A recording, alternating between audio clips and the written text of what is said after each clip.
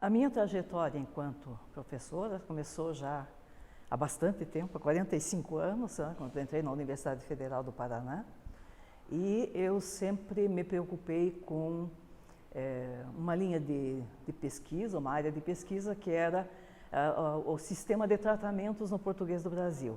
Como o Brasil é um país muito grande, há uma variedade muito grande de tratamentos, tu, você, o senhor, o cara, o fulano, uma porção de formas de se dirigir ao interlocutor, que sempre foi um problema descritivo, não um problema de comunicação, mas um problema descritivo, porque como o Brasil foi colonizado por diferentes povos, em diferentes momentos, a implementação das formas de tratamento, além de seguir uma tendência histórica que já se manifestava no português de Portugal, com a gramaticalização de a vossa mercê, até vós mercê, você, e no Brasil foi mais adiante, foi o C e C. Isso me interessou, sobretudo, quando em 77 eu comecei o mestrado na Universidade Católica, que ainda não era pontifícia, era só a Universidade Católica, que lançou o primeiro mestrado em língua portuguesa, em linguística e língua portuguesa, uma vez que o da Federal era um mestrado, mas em língua inglesa. Até podia falar do português, mas tinha que ser em inglês. Então, não era possível todo mundo fazer isso. Então, eu comecei o mestrado lá e, na época, havia sido lançado um jingle da Caixa Econômica Federal, Vem Pra Cá Você Também, que gerou a maior celeuma entre jornalistas, escritores, professores mais conservadores, dizendo que era uma aberração, erro de português, que não pode ser vem pra caixa você, porque vem é imperativo de segunda pessoa tu, e você seria o que se chama de terceira pessoa, mas não é terceira pessoa, porque é segunda pessoa, porque é o interlocutor. E essa questão não estava bem resolvida e gerou, então, a minha dissertação de mestrado foi sobre o imperativo no português do Brasil, discutindo essa questão do você. E por aí foi seguindo a minha pesquisa mais ou menos, eu fiz a dissertação de mestrado, que por conta de alguns problemas com a Universidade Católica, que parou com o mestrado assim que ele deixou de ser lucrativo, e nem todo mundo tinha defendido a dissertação, e aí muitos ficaram sem a defesa, até que ocorreu um processo, e a universidade foi obrigada a promover a defesa de quem havia cumprido os créditos, tudo no tempo regulamentar em que funcionou o curso. Então, eu defendi, foi só em 84, então uma defasagem grande por conta desse interregno meio chato para todo mundo. E eu desde 77, então, trabalho na Federal, comecei como professora colaboradora, era um nome pomposo para professora horista, e depois, em 80, saiu um decreto que promoveu todo mundo que era professor colaborador desde uma determinada data, a professor efetivo, porque não saíam concursos nunca. Então, era um problema. E aí eu passei, a partir de 1980, no final de 80, a ser professora efetiva da Federal.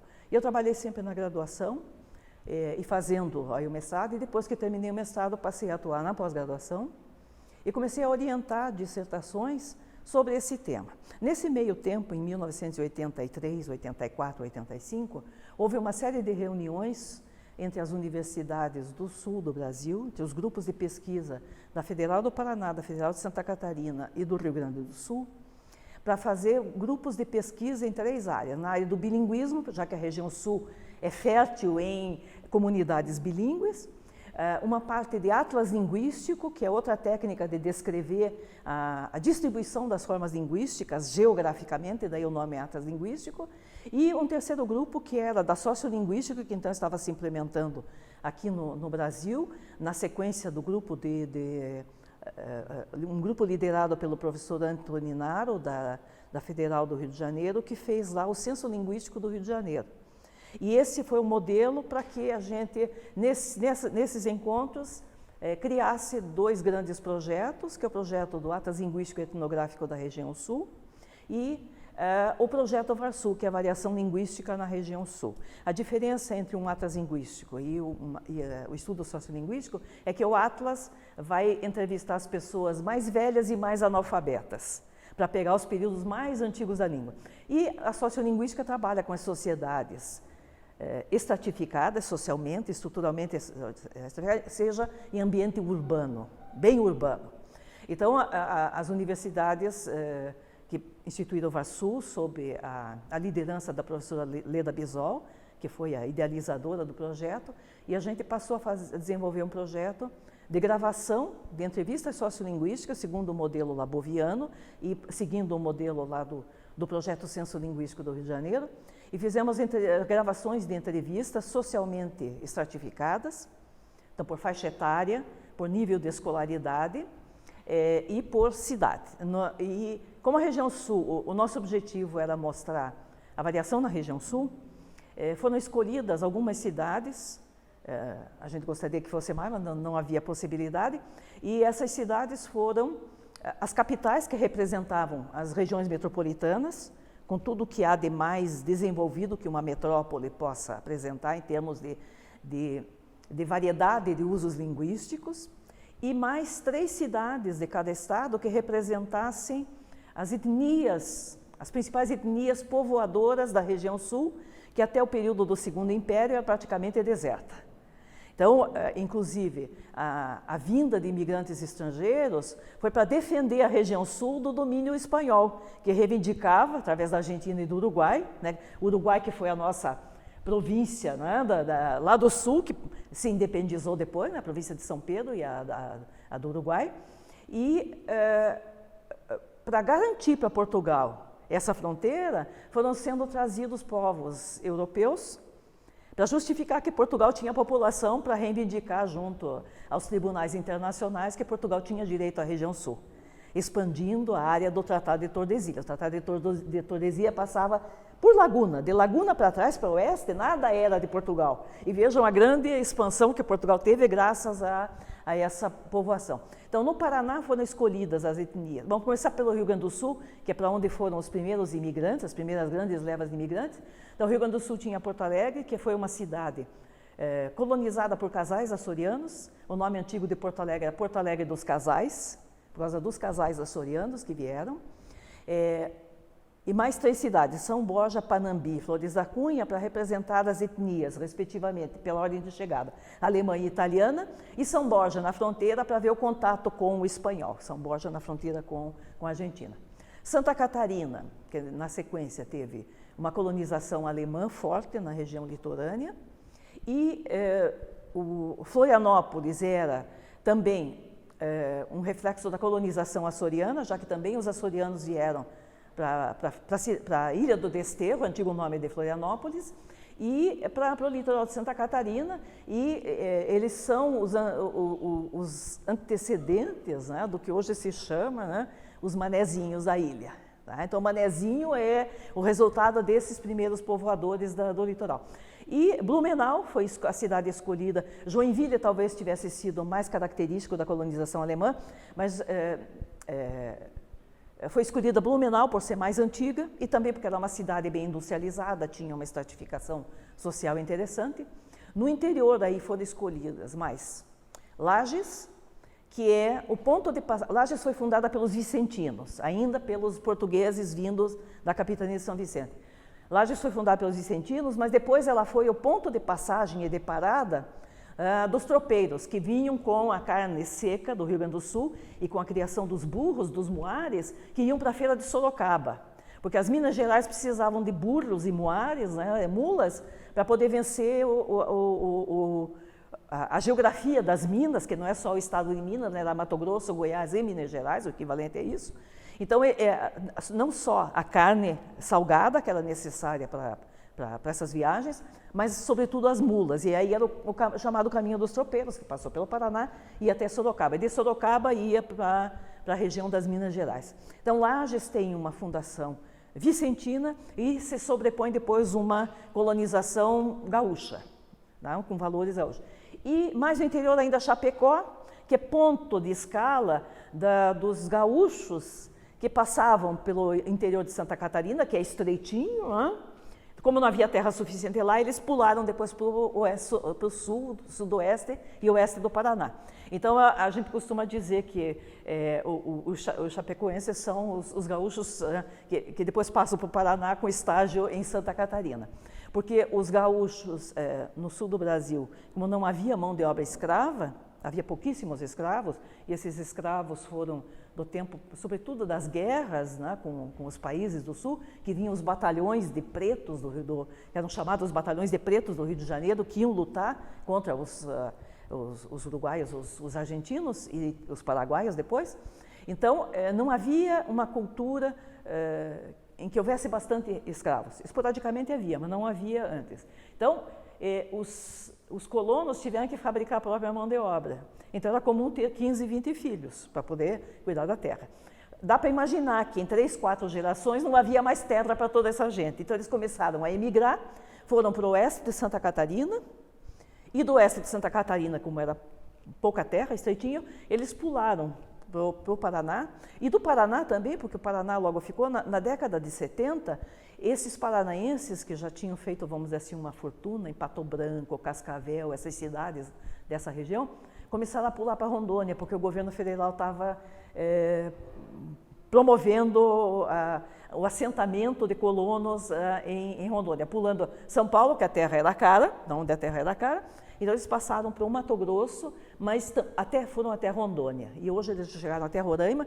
Então, tem uma coisa que está por explorar ainda linguisticamente, que é como é que a língua dos gaúchos foi sendo levada de sul a norte e pelo oeste do Brasil. Porque o gaúcho leva junto as suas tradições, ele é muito conservador.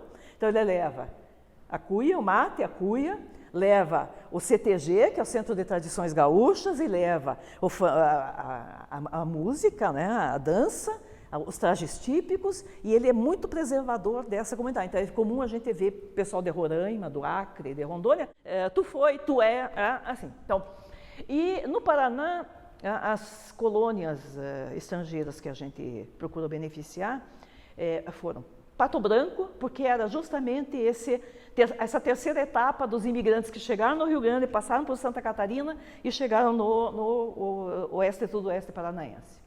Londrina, que era resultado da imigração paulista-mineiro, mineiro-paulista, porque o norte do Paraná era Mata Virgem, e aí houve as companhias colonizadoras, a quem se encarregou de desbravar as terras, porque era terra roxa, boa para o café, mas tinha que desmatar a terra, então vieram as companhias colonizadoras e trouxeram os colonos de Minas, justamente daquela parte de Minas, lá do bico de Minas, e passando pelo interior de São Paulo, que é a zona onde a gente costuma chamar que é a zona do R caipira. Então, o norte do Paraná tem aquela pronúncia do chamado R caipira por conta dessa implementação da colonização, de uma migração interna do Brasil. E a colonização predominantemente numerosa no Paraná foi a colonização eslava, com poloneses, ucranianos e russos. A cidade mais característica era Prudentópolis. Mas Prudentópolis, no final dos anos 90, não tinha estratificação, era uma cidade rural, basicamente rural. Não tinha, assim, uma população urbana que tivesse a estratificação social exigida para o projeto. Então, a cidade do lado, que era maior, que era Irati, foi a escolhida, que tem um contingente mais de poloneses que de ucranianos. Mas como a região toda tem poloneses, ucranianos e russos, em menor escala, Irati foi a quarta cidade do Paraná. Então, as entrevistas foram feitas, são uma entrevista sociolinguística, a gente vai lá, pede para a pessoa falar sobre a cidade, sobre a família, tudo, e não se menciona nada, absolutamente nada sobre linguagem, porque senão a pessoa vai achar que você quer que fale direito, e aí vai deturpar, a gente queria a fala mais natural, aquilo que o Labov chama de vernáculo para as pessoas. Foram feitas as entrevistas, gravadas em fita cassete, com a anuência das pessoas, e essas entrevistas eram perfis, então a gente tinha que ter uma pessoa do sexo masculino, da primeira faixa etária, que era 25, 35 anos, com escolaridade, 3 níveis de escolaridade, primário, ginásio e científico, que era a terminologia anterior, e as entrevistas foram feitas, gravadas, transcritas e armazenadas em microcomputador, e foi o primeiro projeto no Brasil que cumpriu todos os prazos das agências financiadoras. Então, nós apresentamos o projeto pronto em 1996, que é o banco de dados constituído, e a partir de então a gente vem explorando esses dados.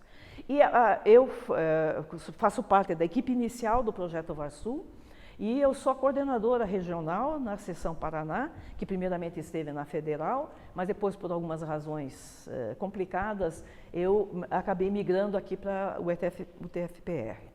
Então, o projeto sede do VarSul atualmente é aqui, e boa parte dos trabalhos desse livro são o resultado dessas pesquisas com os dados colhidos nessas entrevistas.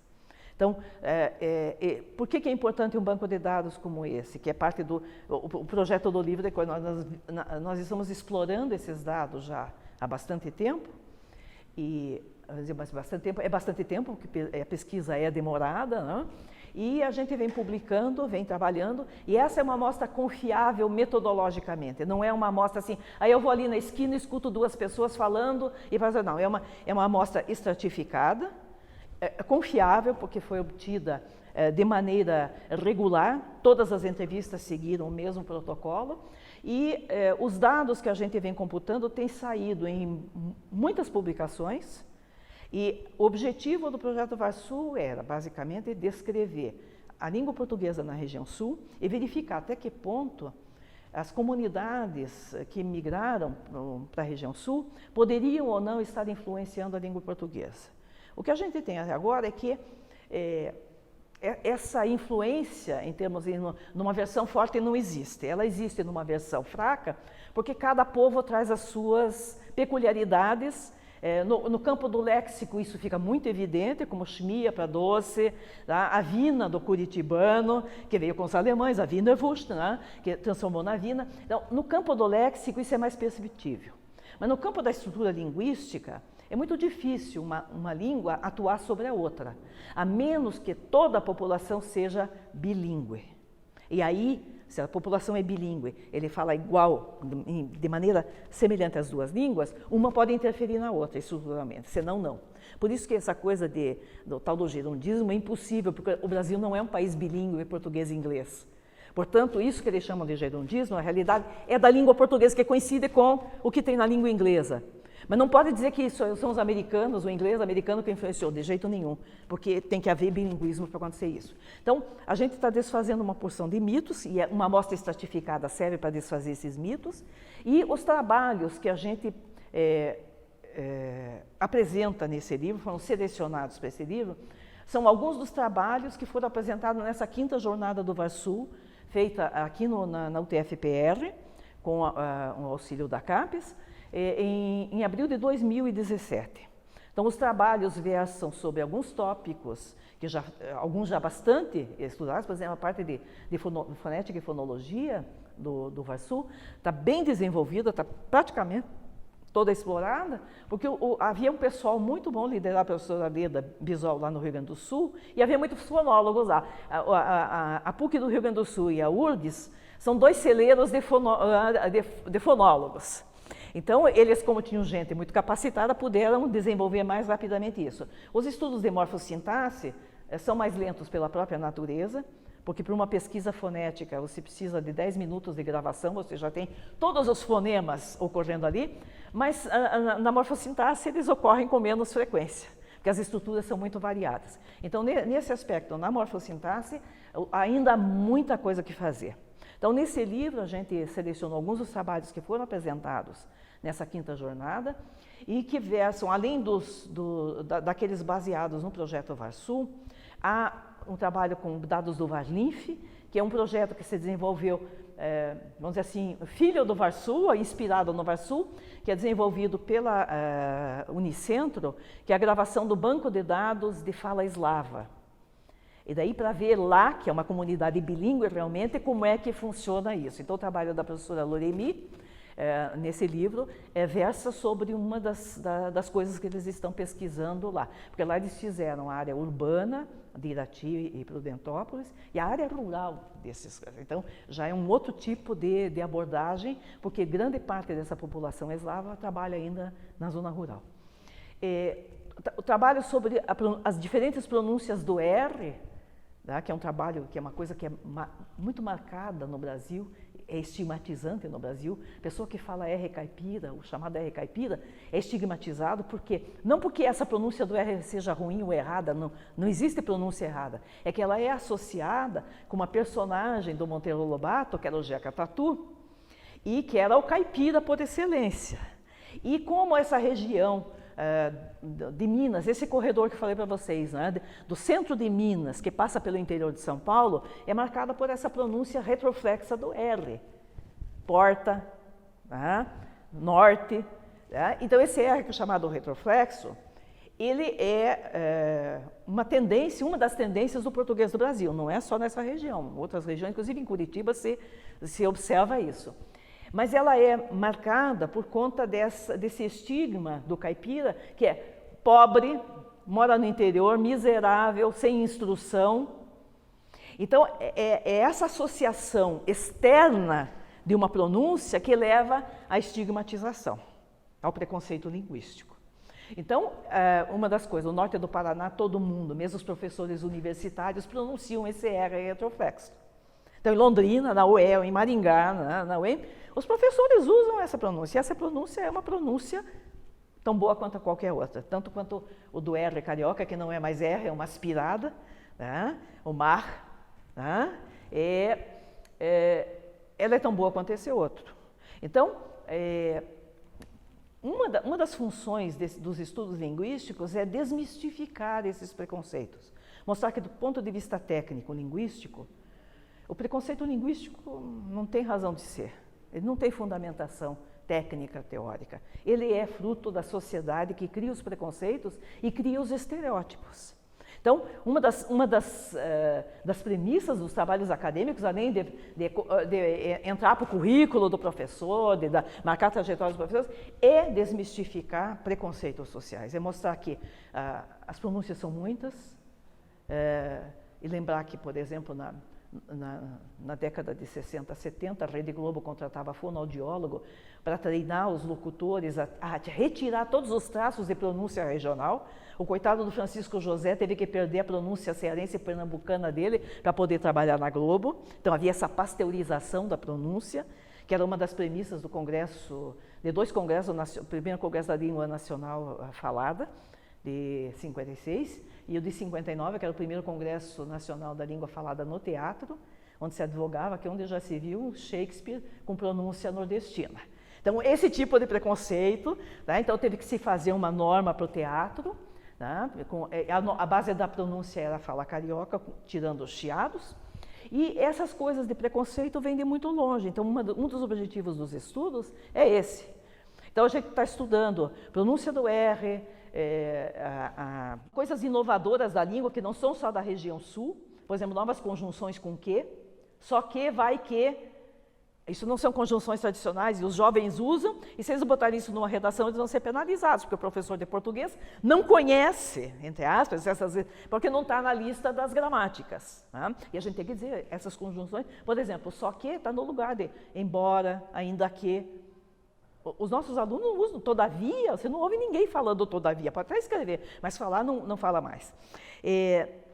A variação no uso de preposições, é errado dizer vou na escola?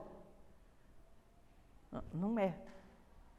Porque o verbo ir, no português arcaico, tinha duas regências, com em e com a. Só que a norma consagrou o uso de a, com os verbos de movimento. Só que a norma é tão burra, deixa passar as coisas, que o verbo entrar, que é um verbo de movimento, é entrar em. Só que o professor de português não lembra que tem um erro patrocinado pela gramática, que é entrarei, eu entro na casa e não entro na casa. Tá? Então, essas coisas. A outra variação é o uso do artigo definido, diante de nome próprio e de possessivo, que é coisa que cai no vestibular e não pode ser considerado erro, uma diferença que é regional. Então, o norte do país não usa artigo diante de nome próprio. Eu vou na casa de maninha, da minha mãe, eu vou na casa de Antônio e não do Antônio, e nós aqui no sul falamos, eu vou na casa do Antônio, eu vou na casa da minha mãe.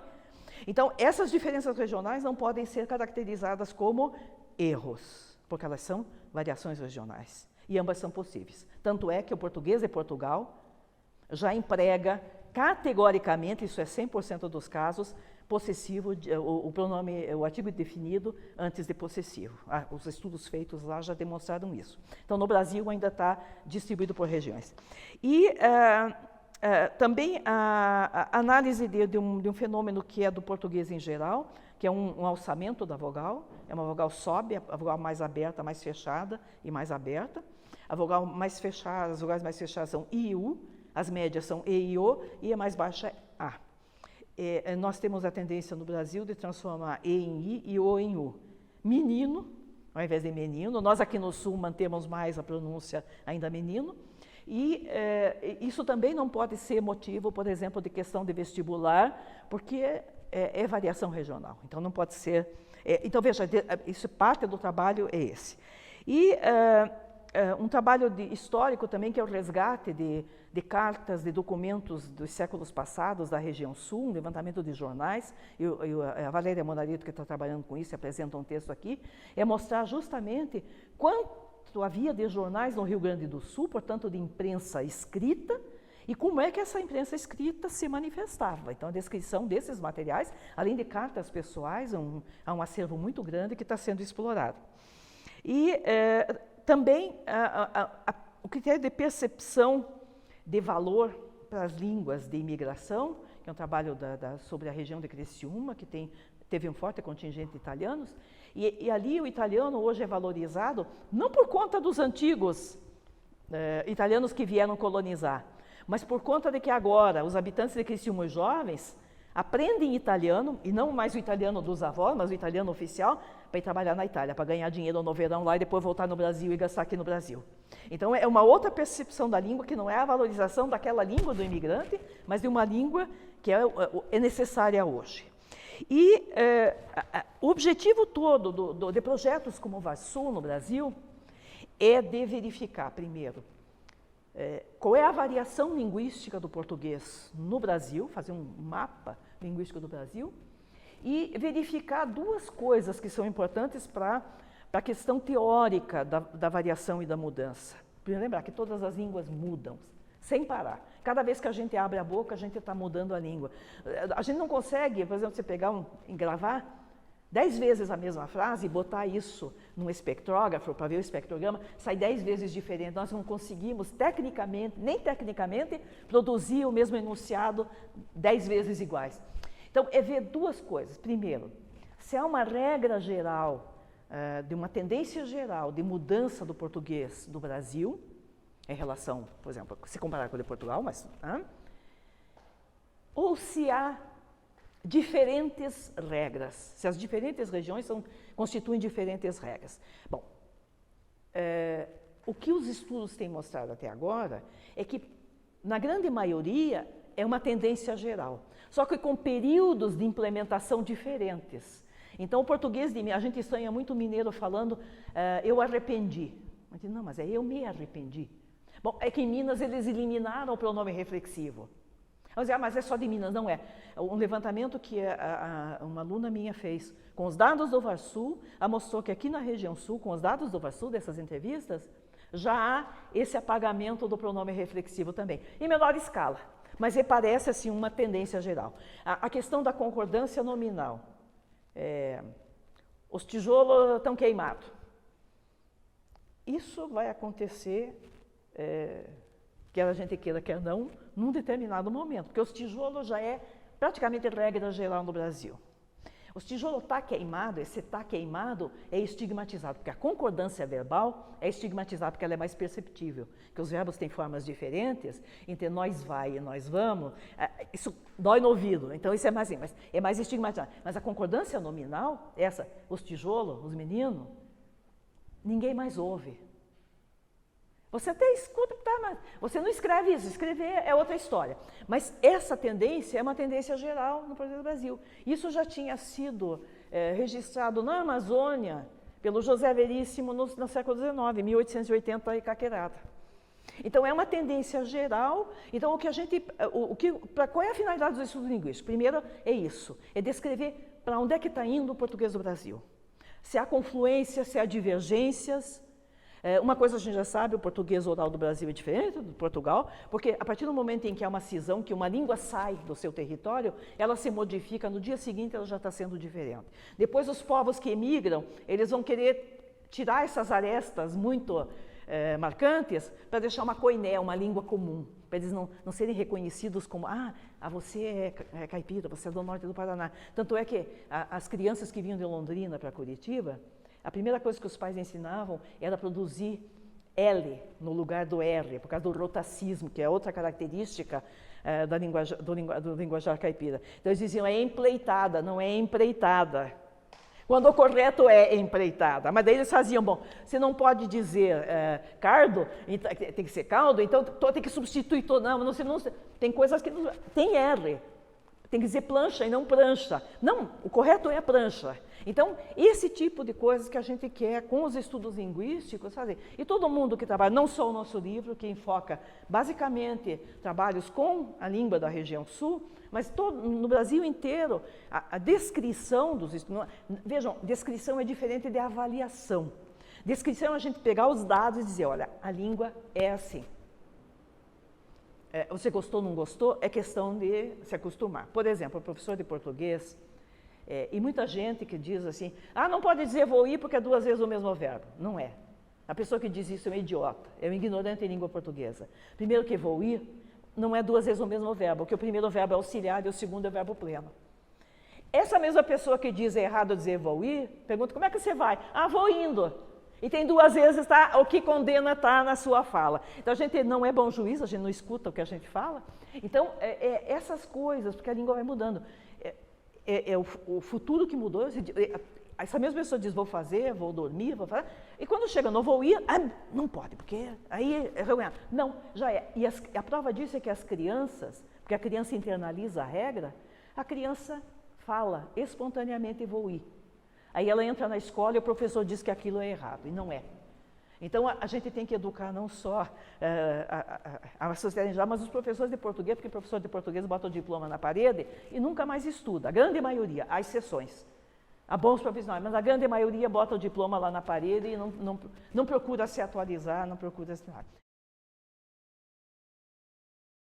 A finalidade de um livro como esse, por que a gente quer publicar um estudo como esse, primeiro, para desmistificar certas acepções, certas concepções sobre a língua, certos preconceitos linguísticos e fazer aquilo que outras línguas já vêm fazendo há séculos. E, nesse aspecto, o português ainda tem tudo a fazer, praticamente tudo. O livro, como resultado desse encontro que houve aqui, não são atas, porque foram trabalhos selecionados, né? São textos produzidos especialmente para o livro. A gente, como eu, o Edson e a Loremir já tínhamos tido uma experiência anterior com a editora, na publicação do livro O Falar Paranaense, que saiu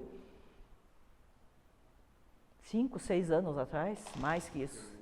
6 ou 7 anos, depois a gente vê, mas foi uma experiência e foi publicado pela editora e teve uma boa aceitação de público.